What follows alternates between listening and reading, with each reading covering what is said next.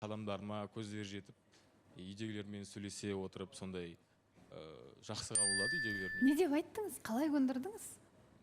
Енді не деп айтқан? Менің сұрап отырғаным. Ау? Жақсы көзқараспен, жақсы осы таныстыруға кеше барып қайттық алдында. Бәрі жақсы өтті негізі, иә. Негізі енді менің сұрап жатқаным, мысалы, ата-ана қарсылығы болып жатқан кейбір қатысушылар бар бізде, мысалы, ата-анасы көнбей жатуы мүмкін.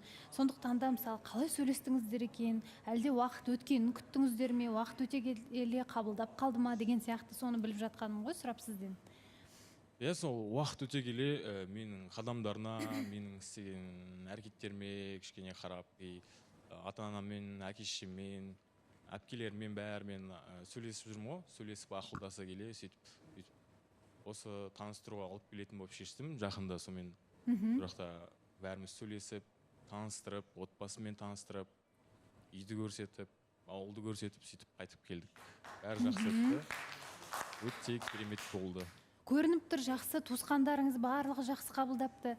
Фортуна, енді сіз немен айналысып жатсыз? Қазір қайда жүрсіз?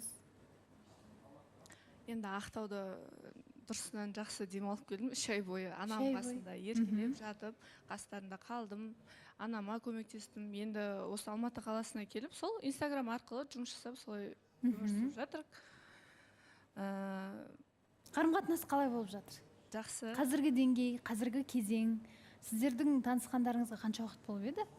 1,5 жылдай болып қалған сияқты, иә? 1,5 жыл примерно, плюс-минус 1,5 жылда. 1,5 жыл емес қой. 1,5 жыл емес сияқты? Или 1 жыл ма, мен қателесіп тұрмын. Сентябрьдан Жоқ, басталды. 1 жылда болған жоқ. Өздеріңіз білмейсіздер ме? 1,5 жыл болды ма десем, 1,5. Сіздер білмейсіздер ма десең. Қанша болды білмейсіздер Сентябрьден ме? бастап қой. Майда осы 9 ай болады, иә, мамырда? Иә. 9 ай болып тұр ғой онда. Сондай болып тұр, иә. Почти 1 жылға жақындап қалды. Сонда сіздер қыркүйек айынан бастап сөйлесіп келе жатсыздар ма? Жоқ. Оның алдында да бар енді. Ау? Жоқ, август, сентябрь кезінде енді көзі түсіп жүрген ғой, маған қарап сөйтіп. Октябрьден бастап уже қадам жасап бастаған. Жайлап дос қорқой айта беріңіздер, біздің қатысушы емессіздер. Біз ештеңе демейміз сіздерге. Жай ғана біліп үндемей отыра береміз. Енді бірақ одан бері, мысалы, 9 ай уақыт деген көп уақыт, осы уақыттың ішінде, мысалы, сіздер кездесу енді ренжісіп қалған кездеріңізде болды. Екі қалада, екі уақытта сөйлесіп жүр, қарақашықтықта, арақашықтықтағы қатынаста болды сіздерде. Барлығын қалай өтіп келе жатсыздар? Қазір бір түсіністік жоғары деңгейге көтеріліп жатқан шығар негізі? Иә, негізі бір-бірімізді жақсы түсіндік десек те болады. Енді мен көбінесе қырсықпын ғой, мен деген мінезімді барынша көрсетсем да, осы мінезіммен до конца қабылдаса, значит, ертең болашақта үйленген кезде де енді уже болды ма, бәрін көнеді деген сияқты солай ойлайтын едім. Бірақ прям барлық еркелігімді, барлығын көтеріп келе жатыр осы уақытқа дейін. Ренжіген барлығы. Ризасыз, иә?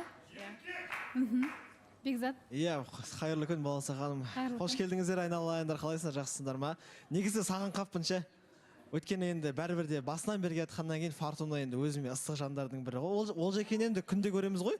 Осы жерде жүргеннен кейін бірақ Фортунаны енді бір жылағанын кезінде Фортуна любой нәрсе жылай беретін еді ғой өзі. Соның, Айгүл қосыңызшы. Сағынып қаппыз Фортунаны. Сағынып кәдімгідей жылы. Бірақ Фортуна кішкене жатырқаватсың ба, үйренісе алмай жатсың ба, әйтеуір түрін жинай алмай жатсың ғой. Ұялып отырсың ба, сондай бірдеңе отырсың. Андай сосын тойды қашан ұйымдастырып жатсыздар? Той жағын немесе осы жерде қосылайықта жасайтын ой бар ма сіздерде? Негізі тойларыңызда. айта салайын, той жағын енді о жағын айтамыз, уақыты жақындап қалған кезде. Егер осы жерде деген сұрақ болатын болса, онда өкінішке орай осы жерде жасамайтын шығармыз. Неге десеңдер, біз енді сыртта кеттік қой, сыртта жалғастырып, сыртта бәрін жасаймыз деп ойлаймыз бұйыртса. Онда бұлар шақырмай ақ қойды ғой да? Нақ шақырыңыздар десек. Жоқ, келем. Болды, қалжында әзілдеп отқан ғой. Біз шақырған жоқпыз, бірақ енді тосын сый болғаннан кейін, туған күні болғаннан кейін. Болды, күшті онда. Сол сағынышымды жаңағыдай енді күшті басы қалып жатырмын да, екеуін көріп, бұрынғы кездерім есіме түсіп жатыр енді. Енді бірақ той бастысы қай жерде болғаны маңызды емес, менің ойымша. Жалпының болғанының маңыздылығы басымырақ сияқты, сондықтан да ең басты той болсын сіздерде, қарым-қатынас сол тойға жеткізсін деймін. Айгүл? Иә, Фортуна, қош келдің. Енді Фортуна не дегенмен көзімізге ыстық көрініп отыр. Шынымен де не дегенмен басынан бастап бірге қатысушы болып келдік, кастингтен бірге өттік деген сияқты ғой. Кешеде енді Фортунаны көріп қалған болатын бір торговый центрда. Сол уақытта ешкімге айтпай, ертең Олжастың туған күнін құттықтап барамын деп бір айтып қалғаны бар. Мен де қуанып қалдым, значит екеуі әлі бірге жүріп жүр екен ғой деген сияқты. Шынымен де енді осы жақтан өкпелеп екеуі шықса да, бірақтан қайта қосылғанына, енді тем более осы жақта қосылайық жобасы қосып тұр ғой, не болса да екеусін деген сияқты ғой. Сол үшін екеуі үшін де қатты қуаныштымын. Не болса да той болсын, бақытты болыңдар. Жансая. Рахмет. Қош келдіңдер, Олжас туған күн құтты болсын. Енді күніге көріп жүрміз ғой, бірақ Фортунаның сағынып қалғанымыз бар. Өте күшті болып кеттісің, құлпырып кеттісің. Енді мен шынды айтсам, екеуі жобадан қостасып кеткенде мен ойладым, екі жаққа жобадан кейін екі жаққа айырылып кетеді деген сияқты, бірге болмай қалады деп. Бірақ осындай исход болғанда мен өте қуаныштымын. Және бір сұрағым бар еді, сендерде таныстық кезінде сендерде бір мәселе, ата-ананың қарсылығынан басқа бір мәселе болды. Ол Фортунаға внимание жетіспейтін постоянно. Фортуна, ма внимание керек, сыйлық керек. Енді қыздар біз сондаймыз ғой, сыйлық жақсы көреміз дегендей. Сол мәселе қалай болды? Сол үшін ұрыс көп болатын сендерде. Қазір көңілің бөліп сыйлық беріп тұра ма? Қазір ондай мәселе жоқ бізде негізі. Қазір бәрі керемет. Ондай мәселе болып жатса, оны шешеміз екеуміз сөйлесіп, андай сыйлық бермейді, көңіл бөлмейді деген сияқты ондай әңгіме болмайды. В основном екеуміз күнде бірге жүреміз ғой, күнде қыдырамыз, күнде баратын жеріміз көп негізі. Айта беріңіз. Деген сол күнде жұмыстан кейін 6:30-да шығады, күнде мен үйім алдына келеді. Мен сіз тамақ ішпейді, бірге ішеміз. Мен де оны күтемін, оны. Сөйтіп жүреміз күнде бірге. Жақсы ғой. Олжас ханым, негізі осы екі жұп уақыттың сынағынан өткен махаббатты кешіріп жатқан сияқты, кәдімгідей көріп көзіміз тойып отыр.